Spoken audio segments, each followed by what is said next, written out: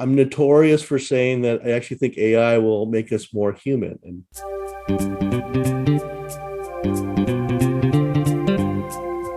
Hello and welcome to the Innovative Mindset Podcast. I'm your host, Izolda Trachtenberg. On the show, I interview peak performing innovators in the creative, social impact, and earth conservation spaces. I also bring you ideas and techniques that you can grab and use to set goals, create, and unlock your potential for changing yourself and the world. And now let's get to the show.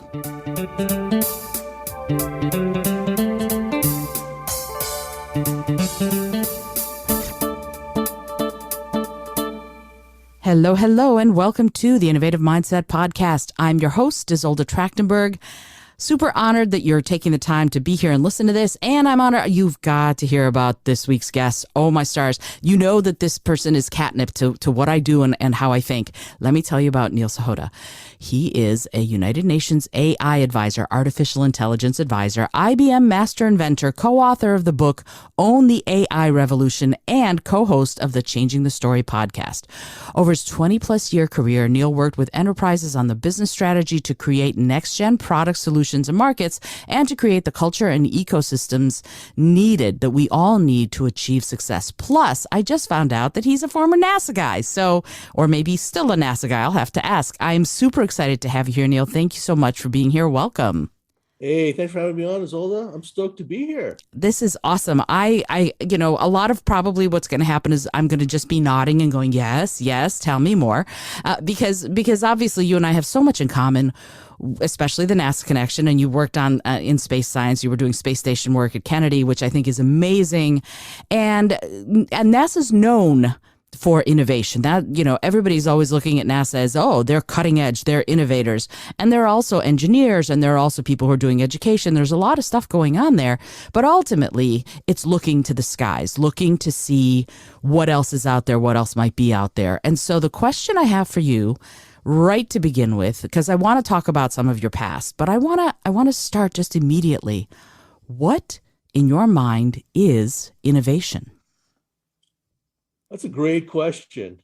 I really believe that innovation is connecting these new dots or hidden dots together in a way that we've never really seen before. Mm-hmm. And it's strange because I know everyone talks about, well, there's that kind of that epiphany or that aha moment. I really think that doesn't exist. I think it's just that we connect that last dot with the rest of them. That's when it comes clear in our mind. And so in theory, we should always be innovating. I don't mean that to be cliche, but that we should always be trying to identify those hidden or new dots and how they fit together into the larger picture. And that makes so much sense. They say there's nothing new under the sun, and yet innovators are constantly coming up with something that seems very unique. But like you say, it could just be the connecting of these seemingly disparate dots. In my mind, innovation is solving problems in a unique way, in a way that no one's ever done before, usually using creative thinking. And I know that you have started working some with creative thinking in the creative process, which I adore. And yet you're still this person who you are very into something that a lot of us don't know much about, even though we talk about it a lot, and that is artificial intelligence. And I don't know a lot. I mean, I've seen the movies, I've read things, but honestly, I don't know that much. And so I'm going to ask you a couple more what questions. What is artificial intelligence? What does it mean? And how does it affect us today? And how will it affect us in the future? Oh, that's a series of loaded questions. I know. I don't ask easy questions, I know. Well, artificial intelligence really is a computer that mimics human thinking. So it's not really programmed, right? What we do is we give it something we call ground truth, which are rules on how to make decisions. So think about it like you want to teach a 3-year-old child the difference between good behavior and bad behavior. So you can't code every scenario. There's just way too many of them. Mm-hmm. So you give the machine these rules on what constitutes good behavior and bad behavior, so it can make its own decisions about it. And then you give it lots and lots of data. Right. And so it studies the data, it looks for the patterns, understands things. It has a human teacher or set of teachers that asking questions or asking to do things, and then say, oh, that was good, AI, you're right, or that was bad, or you missed this part of it. And so it learns. And so it's actually able to learn on its own. So it goes from a 3-year-old to PhD in just a few weeks.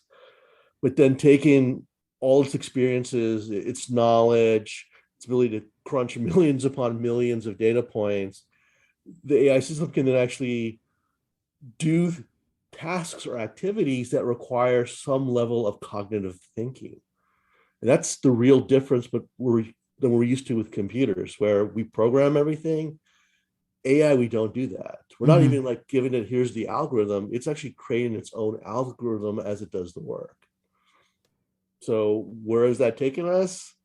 I will bet dollars to donuts that everyone listening right now has using AI in some form, whether they realize it or not.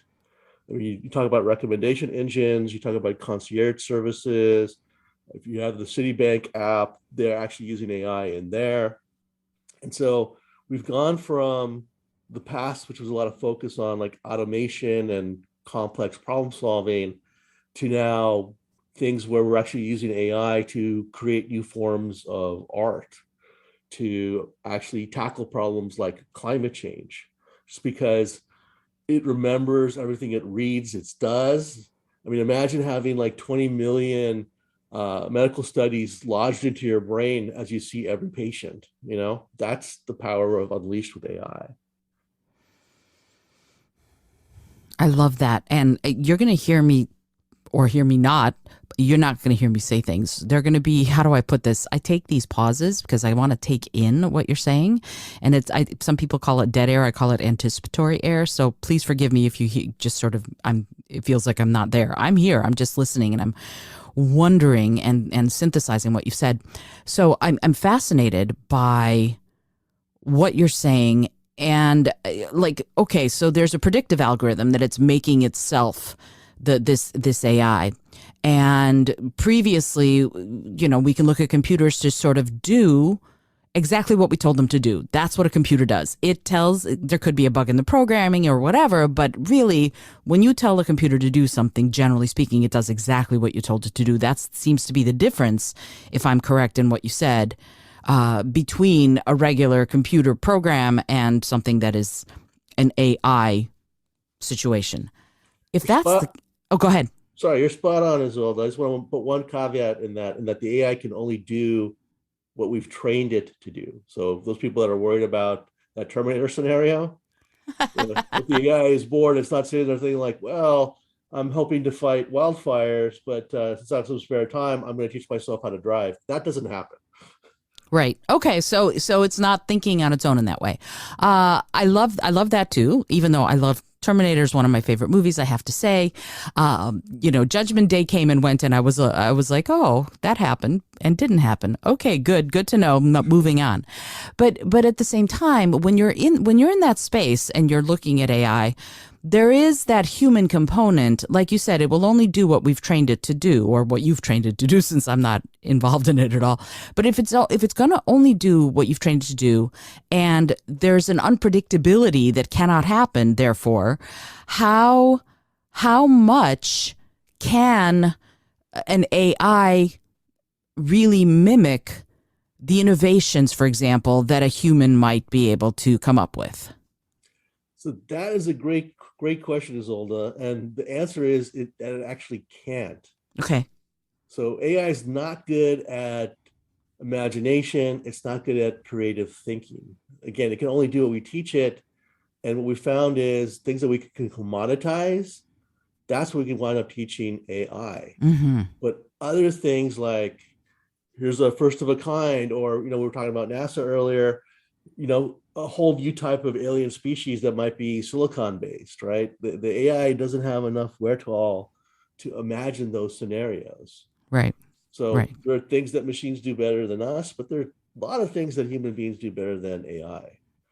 And we can coexist, right? I mean, that's the thing you're talking about. Like, to me, when I heard you talking about it, I thought, oh, Star Trek, they were talking about these silicon based life forms, for example, as opposed to carbon based. So when we're looking at this sort of thing, and the AI would look at it and go, "This doesn't make any sense to me. I don't understand it." And what would an AI do then? Does it shut down? Does it try alternates? What happens?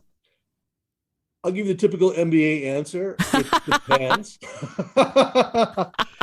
It really depends on what we've taught the AI to do in these circumstances. Most often, what we'll say is when it comes across something unusual or something it doesn't understand, it'll flag it and send it so that people can actually review it, right?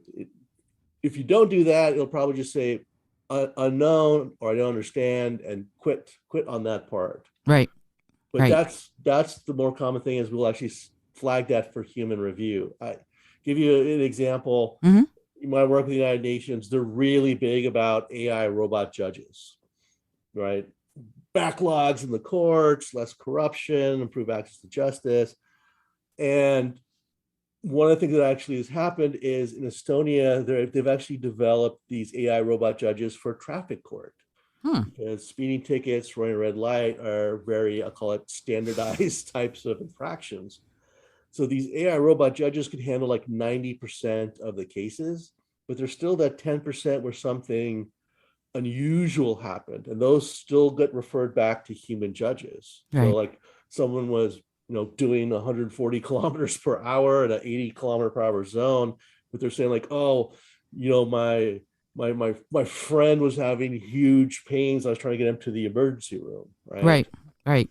So Or there's my wife is pregnant and she was having the baby and I was trying to get to the hospital. When there's a reason for it that could be construed as enough of a flag, it would flag it and then move on. You got it. Yeah. No, that makes a lot of sense, and I love Estonia. Thank you for bringing it up. Tallinn is one of my favorite cities. I'm curious though. We're in this place. We're talking about this notion of artificial intelligence and what it can and can't do, and yet when we talk about people, like you said, well, it'll flag it for someone human to go, okay, let me actually put that human element of it and think sort of outside the box, think innovatively or think creatively, and see what might be a better judgment when an AI sees, oh, this person's wife was pregnant and having the baby and they had to go to the hospital. So then they need a human person.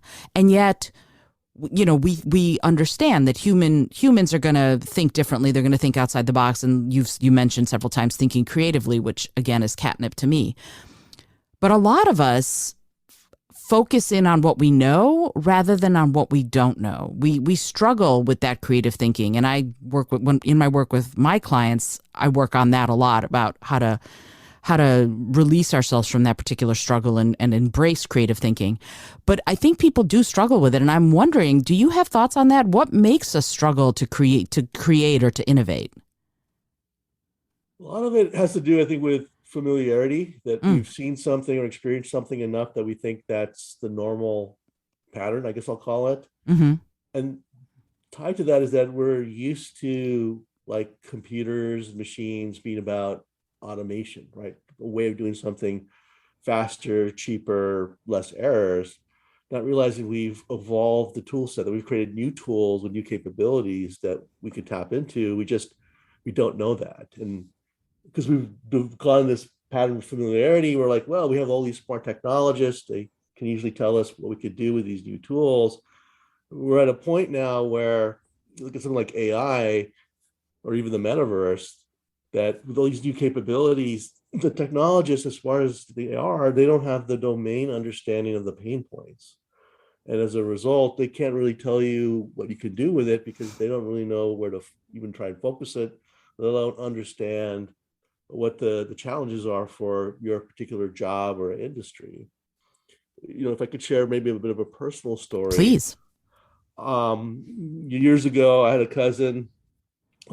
She's still my cousin, but she has a history of back problems. And Mm-hmm. like one night, her sister called me up and said that she's really having a bad time. She's complaining about the back pain. It's moving around. So we took her to the emergency room, and they did a quick like X-ray, but based on her history, they're like, we think her disc is about to rupture. They're preparing her for like emergency surgery. And to be honest, they were probably wheeling her into the operating room when there was a doctor burst through into where we were, said, where's my cousin, told her, and then ran off and stopped them and said, hey, I just looked at the x-ray. She has a kidney stone. Right. Oh boy. And they were just like, because of her past medical history, the back thing, they got locked into that.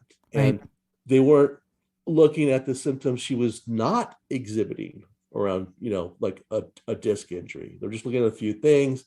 And it also turned out that one of the things she was complaining about was that she was super thirsty, which is actually a major sign or symptom of a kidney stone. Mm. So I know it's a bang bang situation. I know our ER folks are doing the best they can because they got a lot of patients to triage, but that's a great example of how we fall into this familiarity trap. And Mm-hmm. actually doing a lot of work with AI in healthcare for the past 11 years, one of the first things we actually started developing was a tool for doctors, especially like in the ER situations where you have a little AI assistant in the background, and it's like listening to everything, and it's looking at, okay, these are the symptoms that are getting identified, but these are the symptoms that are not getting identified. It's kind of scoring the top 5 likelihood of what the diagnosis is. So it's looking at what's there and what's not there. And that latter part is where we suck at. That's us humans. Well, and there is this confirmation bias thing happening also, that you are thinking, oh, this must be what it is, and then you start, as a person, you start discounting the other stuff, not because you're doing your job poorly, but because you start focusing in on the one thing it could be, rather than keeping an open mind on all the things it could be, because of that, lack of time and all of that. And my sister's a doctor, and she's an amazing diagnostician, and she has to look at different she's a dermatologist, and she has to look at different slides in different ways to see what else it could be, in part because she's teaching, right? That's part of her job, is to teach medical school residents. And so she has to look outside the box because she has to teach it. And I found that we often learn best when we teach others. So when you're doing this work, how much of what you're doing is helping people to unlock that part of themselves through the teaching? It's a lot. Actually, it's a big chunk of it. I'm notorious for saying that I actually think AI will make us more human, and a lot of people scratch their heads on that one. But that's what we're actually uncovering, because we're forced to really think through that. Okay, what are all the facets? What are the things we really should be doing ideally for diagnosis, Mm-hmm. or driving a car, or helping people with mental health issues. That's the challenge we have. We take so many things for granted, and we think what we're doing is the best way because it worked. You think about driving a car, right? The first generation of self-driving cars relied on camera data, because how do human beings drive? We do with our eyes, right? Right. It worked Right. pretty well. And one day there was a guy in a Tesla. He was watching a Harry Potter movie. I'm not joking. So he had his autopilot on. Didn't see that a truck was wiped out on the highway. And even though you could see the truck bed was blocking the road about 300 meters out, the Tesla never stopped, and it ran right through, ripped the top of the car off. Wow. We're all like, what? How did this happen? Well, it was a cloudy day, and the truck bed was like a grayish white. And so from the camera's perspective, the truck bed just blended into the background. So I never really saw it. And we're just going like, we're hitting our foreheads and going like, if the car had been using radar, this never would have happened. And they're like, wait a second, why are we using radar? In fact, we could use LiDAR. And today those things are used. We're using auditory sensors because we know you can hear the little kid about to run across the street before you see the little kid run across the street. Right. We're using IoT sensors in the road, in the car, other cars. I mean, that autonomous vehicle now is processing about 1,000 data points per second in real time. Wow. It can drive using things that as humans we could never do. But why did we start just with cameras? That's our own bias. That's what we've done. It's worked pretty well for over 100 years. Why fix something that's not broken? Well, machines, AI have different capabilities. We could tap into that. That's why I know a lot of people find it hard to believe, but self-driving cars are actually better drivers than human beings. Maybe nowadays, yeah. That Tesla story scares me a little, but at the same, no, I'll be honest. I mean, there's something I have. Maybe I have trust issues. Maybe that's the problem. I don't know if I'd be ready to trust a car to do it for me. And yet, in the Atlanta airport, there is that monorail thing that takes you from your plane to the main terminal. And I only recently found out there's no driver. It's just by itself. And I went, oh, because I sat in the first car and I went, wait a minute, there's nobody driving this thing. And I'd been just fine for years using that particular monorail to get around the airport. Every time I went to Atlanta, I used it. Never knew that it was driverless. So sometimes the trust happens whether or not we want it to. And yet this is all stuff it is disruptive. I mean, I know you're a proponent of disruptive thinking, which I think is great, but it definitely disrupted my mindset because I had no idea there wasn't somebody there starting and stopping this thing. So there's a certain amount of trust that we have to take on to be able to trust that the machine will do it. And you said something that I'm very interested in. You said you put a lot of data into the AI. I'm imagining it's some sort of programming or something that you put all that data in there, that it has access to all of the different law cases in traffic court ever, or all of the different possible symptoms of kidney stones and back issues and all of that for the medical part. And when you're doing that, when you're actually programming it so that it will know all of that, it can't, I don't even know how to ask the question. Can it learn on its own in that way then and go, okay, I'm going to synthesize all of these different possibilities because it's also listening? Is that how it works? Yeah, it's combining all this data and its experience, these things, to actually find those other hidden dots and connect them together.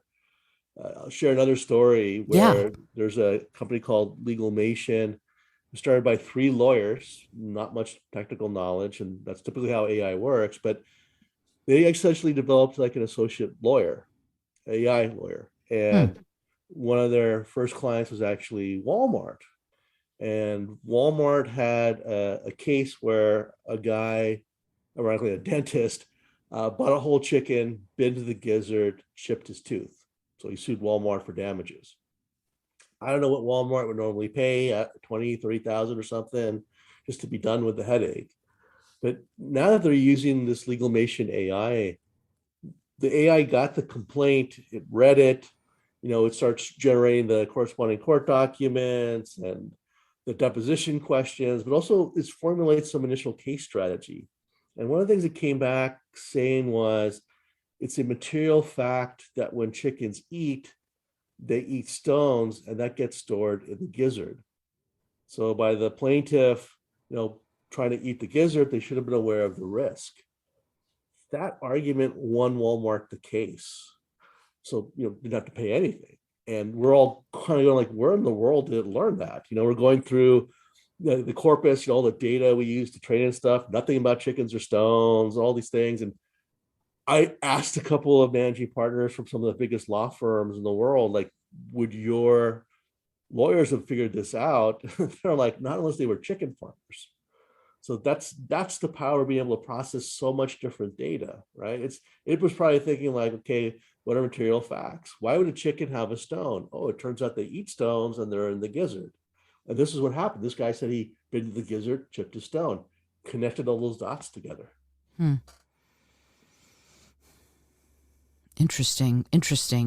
So when it's connecting these dots together on cases like that, it can also do that, I imagine, for, I'm going to say, bigger issues. And to me, the bigger issues, of course, are climate change and feeding the world and, animal welfare and all of these other things. These are the issues close to my heart, right? And you work with the UN, and you are looking at some of these things through the lens of how AI might be able to help. And I guess the question I have is, how did you get into that? How did you get into the UN sort of doing AI, which because in the developing world, there's just not that much technology. And also, how is AI helping drive some of the work that the UN is trying to do?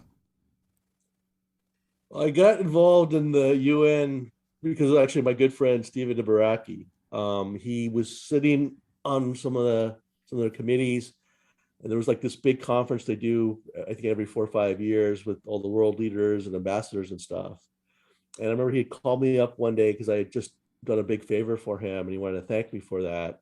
And he's like, by the way, I sit on this committee over here at the UN, and I put your name forward to give a keynote at this big event because they're all kind of concerned about what is AI and what should be done about it. And I'll be honest, Izolda, I thought he was just yanking my chain.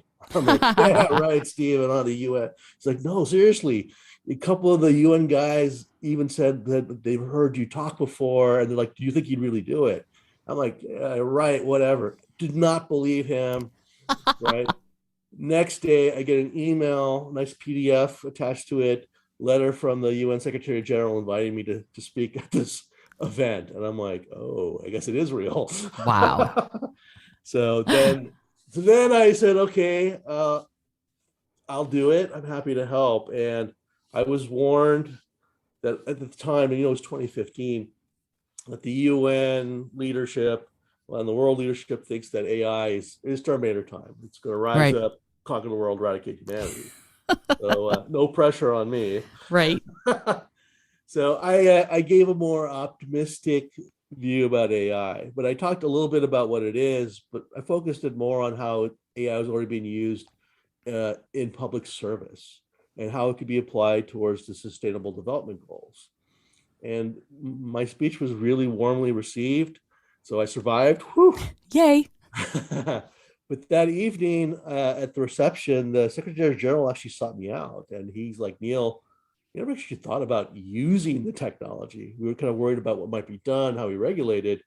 But if we could actually use this for the sustainable development goals, this would be huge. And there's a lot of momentum, a lot of excitement. Angela Merkel, the German chancellor, showed up, some other people saying similar things. And the Secretary General said, I want to do something while we have this energy. And so I wound up meeting with him and his staff the next week. And from that was born the whole AI for Good initiative, where we're using AI and other emerging technologies to actually try and solve some of the problems around the sustainable development goals. So in the 5.5 years or so we've been doing this officially, I think we've completed a couple hundred projects. We've got 170 projects going on right now. It's a very solution-focused initiative that we're trying to help. And it's not like we're going to solve climate change with one big mega solution, but we've done like 30 smaller projects that help push that needle forward on combating climate change. That's awesome. I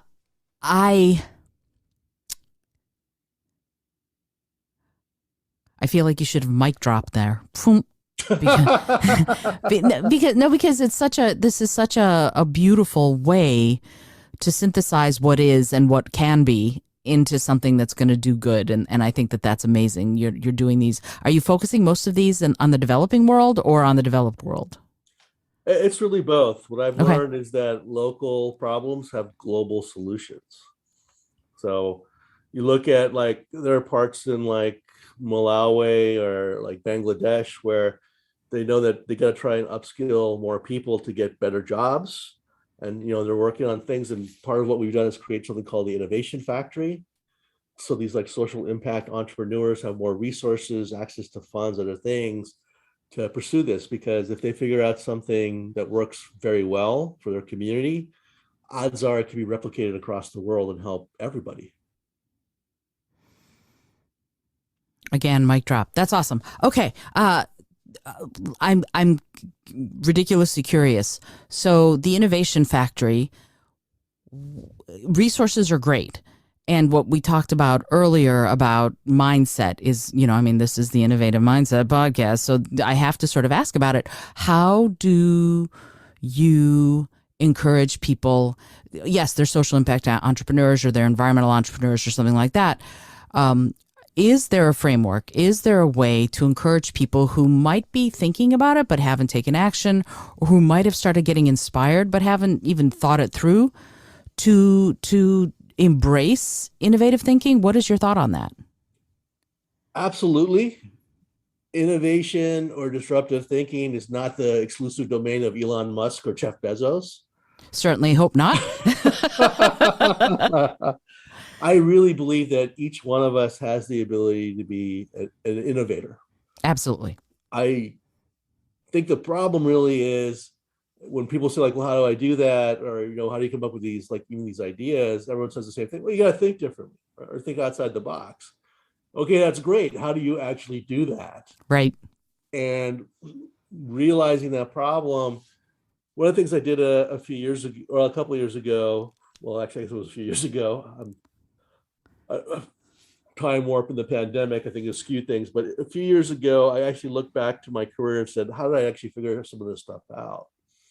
And so putting, digital pen to digital paper, I actually outlined a framework, which I called Tuckbow, that actually shows you how you can actually think differently. And it actually enables people to be an innovator. And Tuckbow, it stands for something. The T is think different, which really helps us then ideate. And there's techniques and things that help us kind of break our normal mindset and actually uncover these, amazing or potentially disruptive ideas.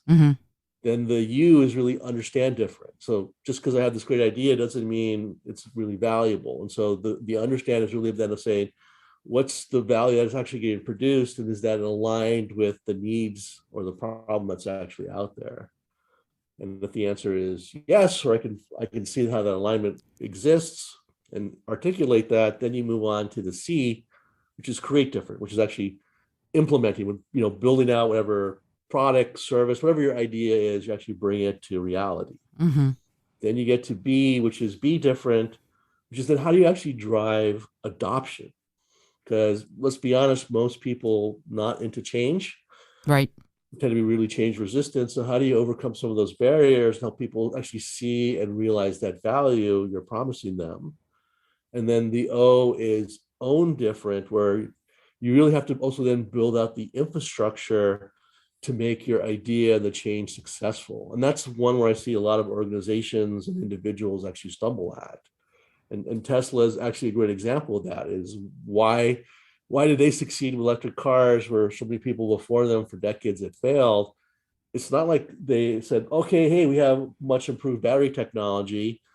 Not really so. And it's not really, oh, we have these sleek looking design cars. It's that Tesla was willing to address the biggest challenge or pain point people had, which was, I don't want to be driving and run out of electricity, right?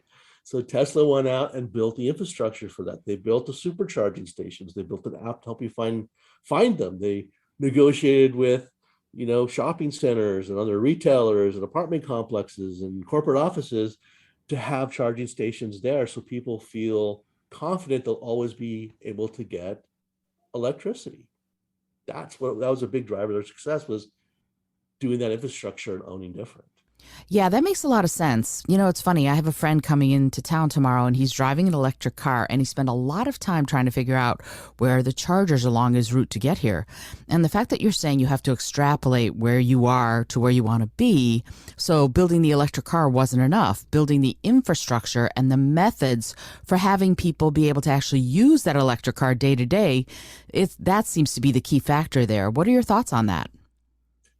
No, 100% Izolda. I mean, that's the thing I think a lot of us tend to forget about, that we feel like we're going to create this great product or service and everyone will come and want it and use it. We got to be able to enable that to happen. That's why that own different I was talking about is actually so important.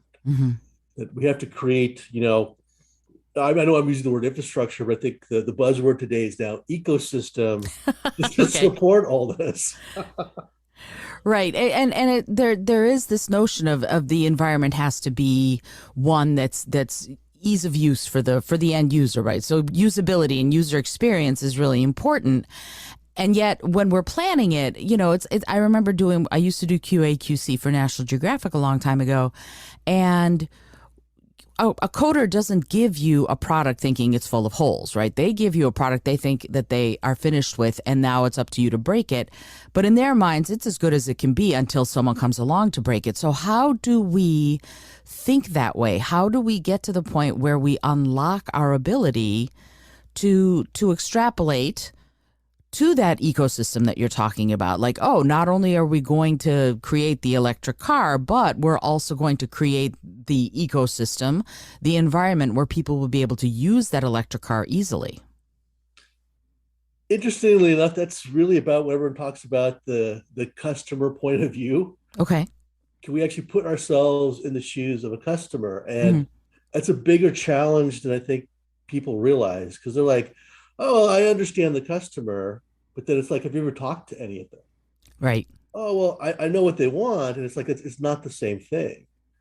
I think that's where we struggle. I actually knew a startup company. It was a bunch of engineering grad students, the University of California system. Really amazing idea. They wanted to create a STEM toy. And the whole idea was to, help kids learn more about obviously science, technology, engineering, and math, but to help them actually get, you know, good jobs in the future. And so they created these little, they tagged it inventing inventor, so like these inventor kits. Hmm. They made the comic or made the instruction book a comic book. They I did all love it. these, really cool things, and it's free form. Some things are structured. They were targeting kids like 7 to 9. And I met them because of the I-Corps program of the National Science Foundation. I was assigned as their mentor. And the first thing you do as part of the program is you have to go and talk to 100 customers. Mhm. So they're like, hey, look, we've already got everything. We know this. They go talk to, 10 parents to start off with, and they were shocked. They're like, the parents were like, oh, look, I don't care if the toy is educational. You're asking me to spend $50. I want to make sure my kid has fun and actually, enjoys playing with it. Like, man, those parents don't care about their kids. They don't want them to have a good future. So talk to 10 more, heard very similar feedback. Talk to 10 more, and then they're like, something is not right here. Right? It's like the parents do not care about the educational aspect of the toy. It's very much secondary.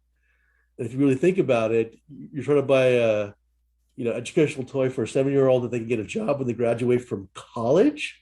It's 15 years out, right? Right. And I thought one mom put it really well when she's like, look, if I'm going to spend $50 for a toy, it better keep my son occupied long enough for me to do the laundry uninterrupted. Ah. And that's what they learned, was that what the unfulfilled need for the parents wasn't education. It wasn't like, oh, I'll create a bonding experience between parent and child. It's like, I just want my kid to play with a toy often and for long periods of time so I can go do other stuff. Hmm. And it's interesting. It's like when you have a cat and you bring home a cat toy and the cat is only interested in the box it came in, but not the toy itself, right? But at the same time, like in that moment, you have to get innovative with your thinking, right? They probably had to go, okay, so how do we, in essence, rebrand this thing? This toy is so cool that, yeah, it's STEM activities, whatever, but it's so cool that your kid's going to be busy and excited for hours at a time, right? So what advice did you give them to get them to change the way they were approaching it? In all honesty, I have to say that they wound up folding. Oh Right? no. We had talked about this. I said, look, your value proposition is off base, right? Get the STEM education, get the parent-child bonding time. That's not the unfulfilled customer need. Right. And I said, we can pivot here, right? Because of the free form, of these other things. And like that, this is not why we wanted to do this. And so they decided to unfortunately give it up. But Mm. it's a great example of that. This is, we'll talk about again, put yourself in the customer's shoes. You got to think about the experience for the customer, how they're going to interact with your product and service, about all the things they're going to need to support that. Like, are they going to need batteries? Are they going to need a mobile device because there's an app component? These are all things that unfortunately a lot of people take for granted. And that's why I think design thinking is actually become so critical, because we should not really be building just to a set of requirements. We think about how we kind of design and create, our next great idea. we should be thinking about the experience. Talk to me about that, if you would. You said design thinking. Now, I recently interviewed someone for the show who is an experienced designer, if you will. That's what she does. And you just said design thinking. Can you talk a little bit about what that is and how do we access our ability or build that skill to think in those terms? Well, it's all about thinking about the user experience, Izolda. So give you an example. Early in the AI days here, uh, about 8, 9 years ago, working with SoftBank and the robotics division, they were creating different sets of robots to be concierges and things like that. And all they're thinking is like, okay, we'll have some robot, maybe it's 3 feet tall, maybe it's 6 feet tall. Just ask it questions, right? That's talking through that. It's like, well, what's really the point of that then, right? What's the experience you're trying to create for the users? And they're like, what do you mean? And they're like, well, are people going to be intimidated by having to now communicate with a robot? Do they want, something that's a little bit more human centered or jovial or something like that? So we start to kind of thinking through how would people really want to interact with the robot, especially when back then in particular there was a real concern about the machines taking over. Mm. And so this became more than, okay, we're going to teach the AI part of the robot, all these great things about banking, or if like, it was like Hilton, the restaurants and things to do in the area. We were actually going through and looking at all these different things and saying, like, look, how would people actually want to interact with this? And so we thought, well, we should really have the robots be able to crack jokes. You could do high fives, you could do selfies with the robot, right? Create a really more fun, interactive, human type of experience for people so they feel at ease. Because if they feel comfortable, they put a little bit more trust in what they're hearing and they have a better time.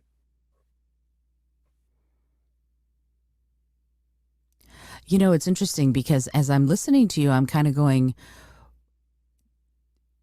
doesn't that depend, and you can correct me if I'm wrong, on the group of people you're trying to get to interact with this robot, right? So a group of people like me who'd be like, a robot, cool, would be different than a group of people who are hesitant or a little afraid or something like that.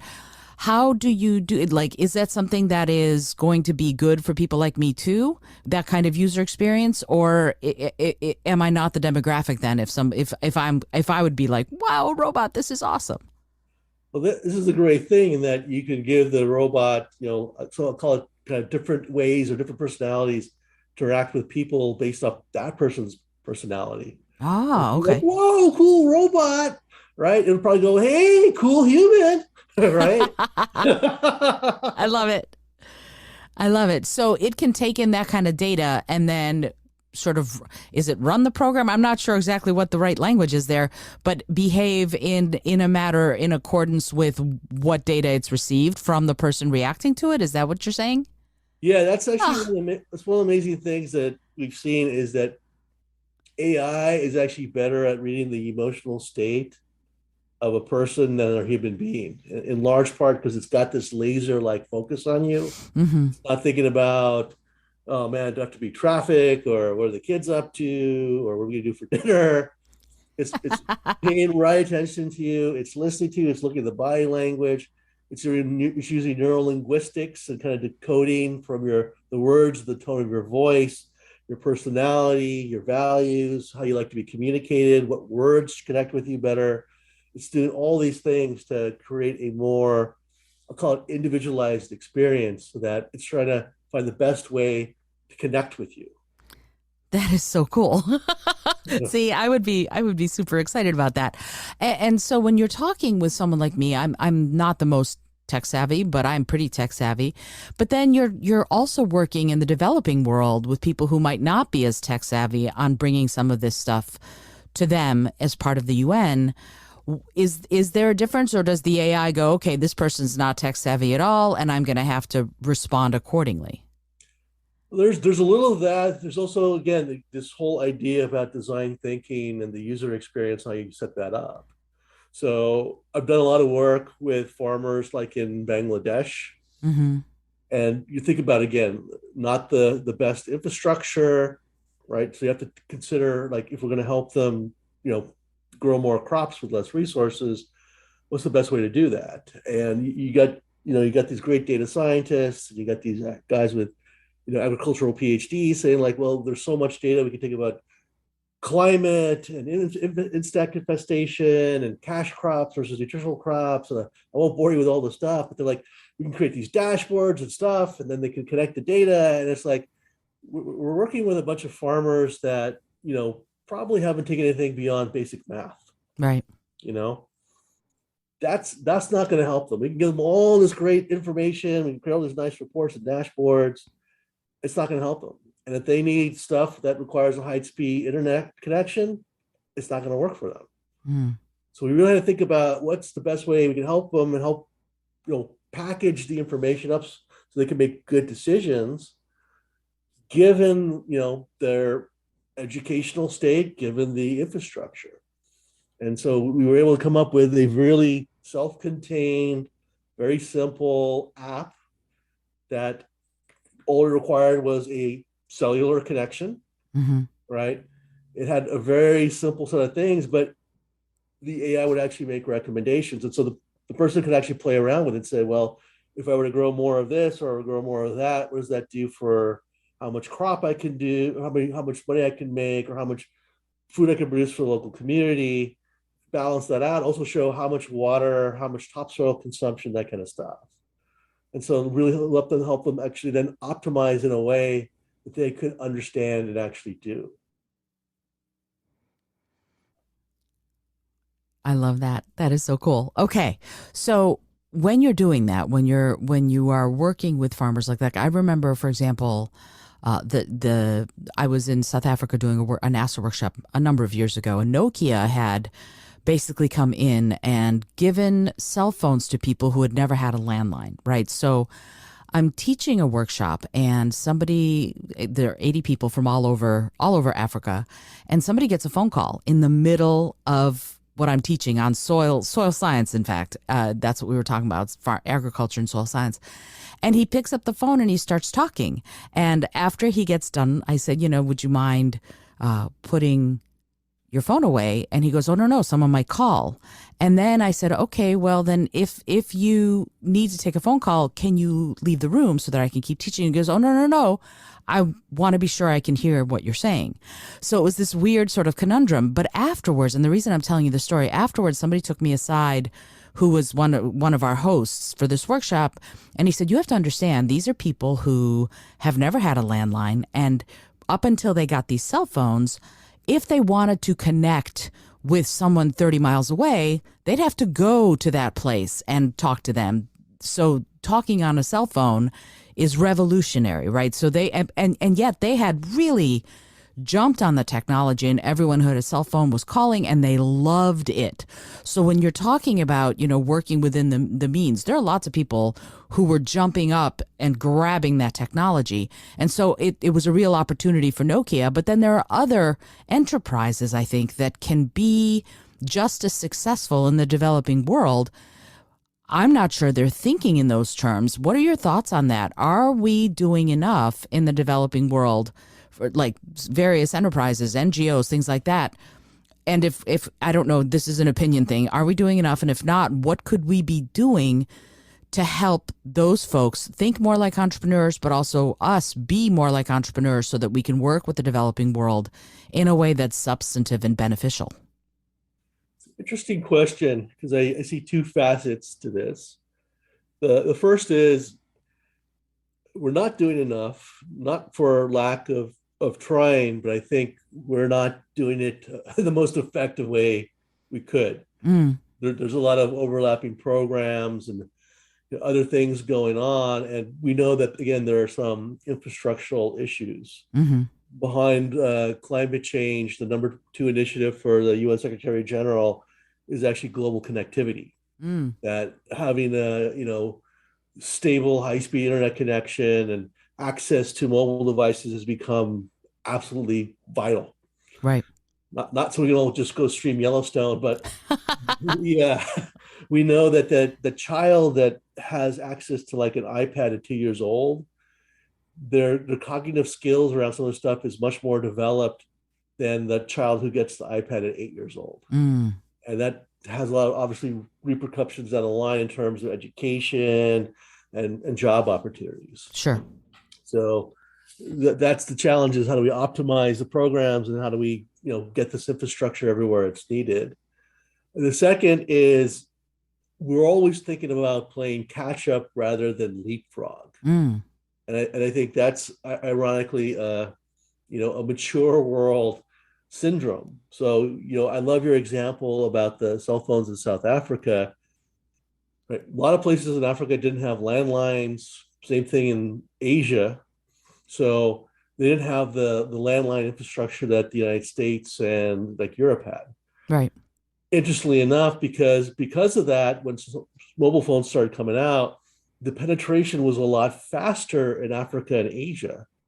And as a result, because people had them, they were using them, they were far more open to mobile related solutions. So you think about like mobile payment and like digital currency, these things actually took off a lot faster in Africa and Asia than over here, because we're trying to make this transition out from a landline to mobile kind of infrastructure or culture, where they just leapfrogged. They skipped the whole landline step, Right. and they're already off to the races. And that's something that we actually want to facilitate, because we've seen these social impact entrepreneurs, and I guess all entrepreneurs, come up with really innovative ideas leveraging this new type of technology. And that's one of the things we try to do with the United Nations Innovation Factory, is actually try and foster that by giving these social impact entrepreneurs resources, access to equipment, funding, mentors, all that stuff, to spur that on, because local problems have global solutions. That's amazing. All right. So talk to me about that. Talk to me about the Innovation Factory. If someone has, and I'm not talking about myself, although that would be super cool, but if someone has an amazing idea, what would be the steps of getting involved, if it's even possible, with this Innovation Factory? To, like, I'll give you an example. There's a wonderful series on Netflix called The Art of Design, which I devoured because it's all about innovative designers. And one of them was an architect who is Danish, I believe, or Icelandic, I forget which, but he developed this beautiful little thing called Little Sun. It looks like a little flower, like a little sunflower, but it's a photosensitive and rechargeable, solar rechargeable little light that basically, if I buy one gets sent to somewhere in Africa and other places that don't have access to electricity, because their thought is that someone who's got access to light at night after the sun goes down can use that time to read or to study or to learn or something like that. So these little solar rechargeable little suns gets sent anytime somebody buys one. So that's the kind of thing. And I think they ended up working with the UN for this, but to get those little suns to places in especially Africa and the developing world where they didn't have that before. So if someone has an idea, something like that could be really revolutionary for people who might need it, what would they need to do in order to become involved with the Innovation Factory? It's very simple. All you got to do is go to the portal. You can Google it up, and there's a bunch of information, and you apply for the program. Awesome. The only hard requirement is that you are a social impact entrepreneur, and that you can align your work with at least one of the SDGs, Sustainable Development Goals. That's it. The whole goal is to actually help entrepreneurs around the world. And I think at last count, we have over 1,000 startups participating. Oh, that's awesome. I love it. All right. You know what? I'm going to Google that and put that in the show notes so that if you're listening to this, you'll be able to get in there and do it yourself. Neil, I could keep you for the next 6 hours, but I know you have a life to get back to. So I have just a couple more questions, if it's okay. You mentioned something about Planet Home, and I was wondering if you could talk a little bit about what that is and what your goals are for it.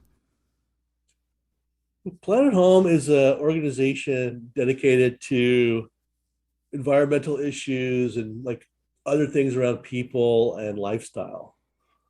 So I'm trying to think of a very simple way of explaining this. We all can do something. They're all things that we're willing to do and changing our behaviors to help the planet because we've only got one planet. I know we like to talk about moonshots, but what about earth shots? Absolutely. And so Planet Home is really focused then on helping connecting people with these solutions or connecting them with small things that they can actually do to reduce your carbon footprint or use less water or use less plastic, whatever it might be your personal passion. Now, the interesting thing here is we often don't know our impacts. Mm. And so one of the things they've actually put together is a bunch of data and some calculators on how we can actually assess our environmental impact or carbon, output, if you will, in that regard. So real simple example, hopefully, is I knew someone said that they're only eating impossible meat now. So they want to avoid the cows, but I believe livestock is the second biggest or third biggest source of carbon production in the world. And so it sounds great. And I'm thinking to myself, though, it's like, but you live in Wyoming. He's like, so where's that impossible meat coming from? He's like, I don't know. So he researched it and he said he found out it was actually being produced on the West Coast and then it was being trucked into Wyoming. So it turns out that that whole supply chain distribution process produced more carbon than if you just ate an actual beef burger. As a vegan, I vote for Impossible Burgers and Beyond Burgers. But that's the thing. Yes, we can do that. We can go, oh, I'm only going to eat Impossible, or you could go, I'm going to do like I do and really mitigate that by not eating any of that stuff. So I eat a lot of vegetables and fruits and things like that. But those are the kinds of things, though. Those are the kinds of calculations. Those are the kinds of bits of data that I think we need in order to know and become aware, if we don't know, what impact we're having, right? If you want to know, I was talking to my friend who visiting me, and he said, yeah, I drive an electric car and I have lowered my carbon footprint a great deal, but he also has gone further and he's put solar panels on his house. Now, we can't all afford to do that, and I rent, so I can't do that at all. But there are ways that you can look at this and go, what can I do? And sometimes it's overwhelming, but I think, and you can let me know what you think of this, Neil. I think small steps are still steps. So we can take small steps and also assess where we are in order to figure out what we're going to do and what we can do to mitigate some of these big problems that we are facing as a community on this whole planet. What are your thoughts on that? Well, that's exactly right, Izolda. Not everyone's willing to do everything. Ironically, pre-pandemic, I was in San Francisco for some meetings, and there was a reporter there that wanted to interview me, and we were talking about things. And while she was not willing to give up her 20-minute showers, she was willing to adopt a house plant. And I think that's the key thing, is matching people to those things that they're willing and want to do. Mm-hmm. Now, the challenge is that she's like, even if I adopt a house plant, what difference does that make? And it's like, well, small things add up in the aggregate. And that's one of the things that, again, Planet Home's trying to do, is show what everybody is doing and how it adds together to move that needle. I love those water bottle filling stations, right? And then, because people are like, okay, great, I can get my water. But I know some people are like, well, I do that, but how much plastic am I really saving? Well, they have a counter on there. So you can see when you fill up that bottle, it's like, wow, I and everybody else have saved 287,000 plastic bottles this month. That's a difference maker. And I think that's the piece that we've always kind of been lacking, because I know what I'm doing. And it's like, I personally can't solve climate change by my own behaviors. But if, even if I cut my shower time from 5 minutes to 4 minutes, it doesn't seem like much. But if 10 million other people start doing that, we move the needle. Absolutely. Absolutely. And it's interesting. When I go into schools and we talk about the environment and the ecosystem, earth science and all that. And I have a presentation called Water, Water Everywhere. And when I talk about just turning off the water while you're soaping up your hands, that 3 minutes that you're spending time brushing your teeth, or that's 8 gallons a minute of water are going down the drain for real, right? And so what we do, like you said about the water bottles and how many plastic bottles you have not used, I've actually had students put a bowl at the bottom of the sink and wash their hands and see how much water fills in the bowl while they're washing their hands with the water running. And seeing it viscerally changes how you view what you can do. So your point is very well made there, that if you see the feedback, if you get the feedback on what you are doing or not doing, you can make better informed decisions. Absolutely. And I think, we all have a homework assignment now, and we should put a bowl the next time we wash our hands and see how much water is there. Yeah, I love that. It's a great way of doing it. And kids, what's really funny is when I get feedback from parents, my kid has made me turn off the faucet. We did the experiment and now I'm turning off the faucet when I wash my hands.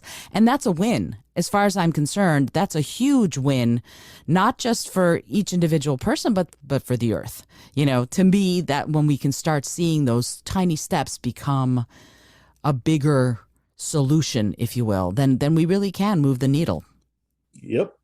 I love that. I love that you're doing this, and yay! I'm like, yeah. I'm a Neil Sahota fangirl now. I would love, if it's okay with you, if you don't mind. People learn differently, as you know. Would you mind giving your social media, how people can find you? I'm gonna find the UN thing for the social entrepreneurs, but I'd love it if you'd give how people can find you if they want to learn more about you and your work, your website and your socials. Would you mind doing that? Be happy to. So my website is actually just my name, neilsahota.com. I'm on LinkedIn, which is just, again, my name, Neil Sahota. Or you can find me on Twitter and Instagram, which is, at Neil_Sahota. And I mean, feel free to follow me. I do post often. I try to share the latest information going out there, some of the trends going on in the social impact world, the AI world, and more importantly, disruptive thinking. And, if you ever have an idea or wondering how you get connected to the UN, feel free to message me. That's awesome. And I want to say one other thing that is in my notes is artistic intelligence. Can you talk just a little bit about that? Because for me, when you talk about art and sustainability and tech, I'm all about creativity, leading and driving cool innovation. So would you mind talking just a little bit about what that is? Sure. So my big thing is what I call art plus sustainability plus technology. Sustainability is the goal. Technology is a tool to achieve that goal, but that only works so far. We have to, influence people's thinking and behavior. And I found art's the best way to do that. And so as part of the AI for Good initiative, we actually experimented with AI and art track at our summit in 2019. And I will tell you, Izolda, it was the most heavily trafficked part of the summit. We did a little cultural night like never before. It was amazingly received, and if people are interested in checking that out, there are snippets of it that the UN posted on YouTube. But we've so many artists, so many people are actually using AI now in their work. Like, I talked to Reeps One, who he's a beatboxer, but he's like, the human voice hasn't been disrupted in 50,000 years. He's like, I can use AI to do that. AI can create sounds that humans can't make. And so because of the success of all this, I want to showcase more of this, especially that we can use, art, not just, create new forms of art, but use art to influence people towards the SDG, that we started a podcast. So we started a little mini podcast series where we're actually interviewing some of the top artists using AI to actually drive social impact issues. That is awesome. And I'm going to put that link also into the show notes. And it's funny, I'm an artist myself. And so looking at how specifically creativity drives innovation, how our own artistic spark can do that is so powerful. So I'm super glad that you're doing it on such a big scale as working through the United Nations and looking at it in that perspective. I think that's amazing. And I want to get involved. I want to figure out how I can get involved. That's really fantastic. Neil, I'm super, super grateful that you took the time to join me on the show. And I know we're going to come back in just a second to do the bonus episode, the little bitty mini bonus episode that we're doing together. But I wanted to ask you one last question, if it's okay. Sure. Oh, great. Thank you. And it's a silly question, but I find that it yields some profound results. And the question is this: if you had an airplane, environmentally friendly, of course, that could skywrite anything for the whole world to see, what would you say? Wow, that's an interesting question. Skywrite anything. I would probably have it skywrite, you are an innovator. So everybody knows there's something they can do to help, to change, to drive value, and hopefully create positive social impact. That's awesome. You're singing my song, Neil. I want to figure out ways we can work together, because that's exactly what I do. So I'm like, yay, that's awesome. Neil, again, I'm super, super grateful that you took the time to be on the show and to talk about something so close to my heart, obviously, as you can tell, and super important. Thank you so much. Oh, thanks for having me on. This was a blast. Yeah, it was so much fun. I'm a Neil Sahota fangirl now. I'm gonna start sitting on your LinkedIn and be like, "Hi, Neil, how are you?" So, I hope you've enjoyed today's episode. This is Izolda Trachtenberg for the Innovative Mindset Podcast.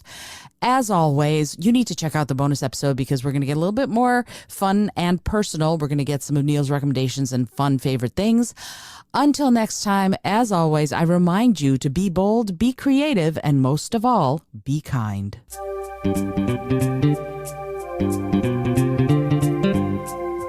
Thank you so much for joining me today. I really appreciate you being here.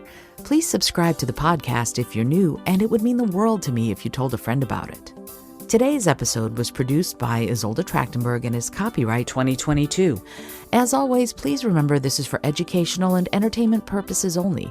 Past performance does not guarantee future results, although we can always hope.